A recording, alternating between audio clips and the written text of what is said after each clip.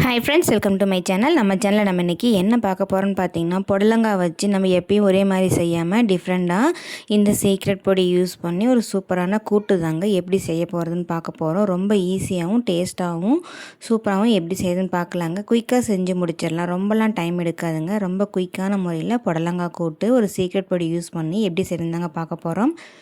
வீடியோக்குள்ளே போகிறதுக்கு முன்னாடி நம்ம சேனல் இது வரைக்கும் சப்ஸ்கிரைப் பண்ணாதீங்க. சப்ஸ்கிரைப் பண்ணிவிட்டு அப்படியே லைக் பண்ணிக்கோங்க. அப்படியே உங்கள் ஃப்ரெண்ட்ஸ் அண்ட் ஃபேமிலிக்கும் ஷேர் பண்ணிவிடுங்க ஃப்ரெண்ட்ஸ். இப்போ வாங்க வீடியோக்குள்ளே போய் எப்படி செய்கிறதுன்னு பார்க்கலாம். வழக்கம் போல் வானலில் தேவையான அளவு தாளிக்கிறதுக்கு எண்ணெய் சேர்த்துக்கலாங்க. ஒரு ஸ்பூன் அளவுக்கு கடுகு சேர்த்துக்கலாம். கடுகு கூடயே நம்ம உளுத்தம்பருப்பு கடலைப்பருப்பெல்லாம் சேர்த்துருக்கோம், அதெல்லாம் நல்லா பொரியட்டும்.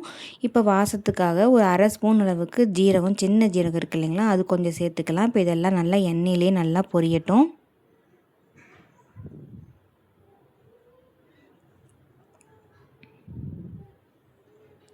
ஜீரகம் உங்களுக்கு அந்த வாசம் பிடிக்காது அப்படின்னா நீங்கள் சேர்த்தாம கூட விட்டுடலாங்க, நல்லாயிருக்கும் அது சேர்த்துறப்போ. இப்போ இதெல்லாம் நல்லா பொரிஞ்சதுக்கப்புறமா ஒரு பெரிய வெங்காயம், 5 பூண்டு தட்டி அது கூட சேர்த்துட்டு அது கூடவே ஒரு கொத்து கருவேப்பிலையும் சேர்த்துருக்கேங்க.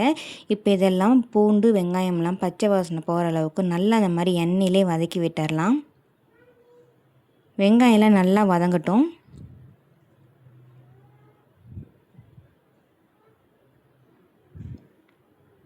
இப்போ வெங்காயம் பூண்டு நல்லா பச்சை வாசனை போகிற அளவுக்கு நல்லா வதங்கினதுக்கப்புறமா ஒரு பெரிய தக்காளியாக 3 தக்காளியை நல்லா பொடுசாக கட் பண்ணி இது கூட சேர்த்துக்கலாம். சின்ன தக்காளியாக இருந்தால் ஒரு 4 சேர்த்துக்கோங்க, பெரிய தக்காளியாக இருந்தால் ஒரு 3 தக்காளி போதும். இப்போ தேவையான அளவுக்கு உப்பு சேர்த்துக்கலாம்.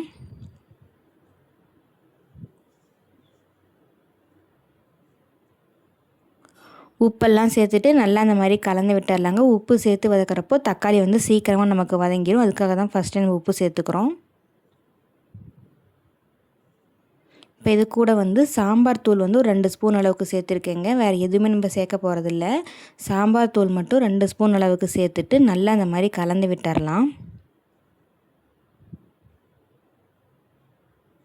தக்காளி எல்லாம் நல்லா குழைய வதங்கிடுச்சு பாருங்கள். இப்போ அது கூடவே சாம்பார் தூளும் சேர்த்து நல்லா நமக்கு கலந்து வந்துடுச்சு. இப்போ நம்ம புடலங்காயை நல்லா பொடுசு பொடுசாக கட் பண்ணி தண்ணியில் போட்டு வச்சுருக்கேங்க. இப்போ அது எல்லாத்தையும் நம்ம இது கூட சேர்த்துக்கலாம்.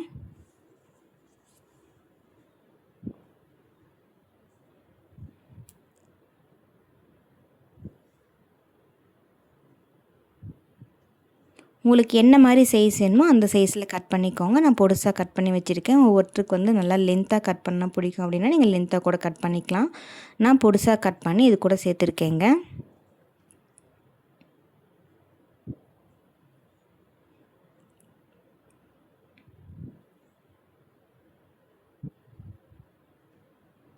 இப்போ புடலங்காய் எல்லாத்தையும் நம்ம இது கூட சேர்த்துட்டு மசாலாவோட நல்லா கலந்து விட்டுடலாம். தண்ணியெல்லாம் எதுவும் சேர்த்தாமல் நம்ம அந்த ஆவியிலே தான் வேக வச்சு எடுக்க போகிறோம். ஆல்ரெடி நம்ம புடலங்காயில் தண்ணி நல்லாவே இறங்குங்க. நல்லா அந்த மாதிரி மசாலாவோட கலந்து விட்டுட்டு தட்டு போட்டு மூடி ஒரு 10 நிமிஷம் அப்படியே விட்டுருந்துங்க. நல்லா வெந்துடும், சட்டுன்னு வெந்துடும். தண்ணியெல்லாம் சேர்த்தாமல் செய்கிறப்போ அதோட டேஸ்ட் சூப்பராக இருக்குங்க. கண்டிப்பாக ட்ரை பண்ணி பாருங்கள் நீங்களும். இப்போ ஃபுல்லாக மசாலாவோட எல்லாத்தையும் நம்ம கலந்து விட்டுட்டோம். இப்போ தட்டு போட்டு மூடிடலாம், ஒரு 10 நிமிஷம் நல்லா வேகட்டும். அப்பப்போ தட்டு மூடியை நம்ம எடுத்துகிட்டு நம்ம கரை விட்டுட்டே இருக்கணுங்க, இல்லைன்னா அடி பிடிச்சிரும். தண்ணி எதுவும் நம்ம சேர்த்துல இல்லைங்களா, அதுக்காக தான்.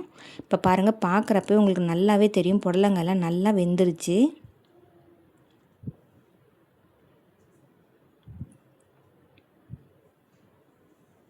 இன்னும் கொஞ்சம் நேரம் விட்டு நம்ம எடுத்தாச்சு. நல்லா சூப்பராக புடலங்காய் கூட்டு நமக்கு தயாராகிடுச்சு பாருங்கள். இந்த ஸ்டேஜில் நம்ம ஒரு கைப்பிடி அளவுக்கு வறுத்த வேர்க்கடலை இருக்குது இல்லைங்களா, அதை நம்ம நல்லா பொடுசாக இந்த மாதிரி நம்ம மிக்ஸி ஜாரில் போட்டு அரைச்சிட்டு அதை நம்ம சேர்த்துட்டு நல்லா அந்த மாதிரி கலந்து விட்டு சாப்பிட்றப்போ டேஸ்ட் வேறு லெவலில் இருக்குங்க.